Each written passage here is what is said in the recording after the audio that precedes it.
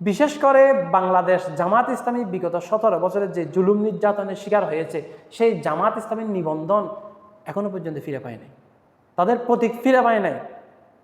তাদের বর্ষিয়ান নেতা দীর্ঘ 12 বছর ধরে কারাগারে রয়েছেন, এটিএম আজহারুল ইসলাম, তাকে এখনো পর্যন্ত মুক্তি দেওয়া হয়নি।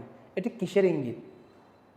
আমরা দেখতে পেয়েছি এই সরকারের আমলে 20 জানুয়ারি একবার শুনানির দিন ধার্য করা হয়েছিল, এরপরে বলছে 23 ফেব্রুয়ারি পিছিয়ে, এরপর আবার পিছিয়ে 25 ফেব্রুয়ারি, এরপরে 28 ফেব্রুয়ারি, এরপরে আবার এপ্রিলে নিয়ে গেছে, এরপরে 1 মে, এর বলা হচ্ছে 6 মে, আবার বলা হচ্ছে 8 মে, আজকে 8 মে হয়ে গেল, এরপর বলা হচ্ছে 27 মে।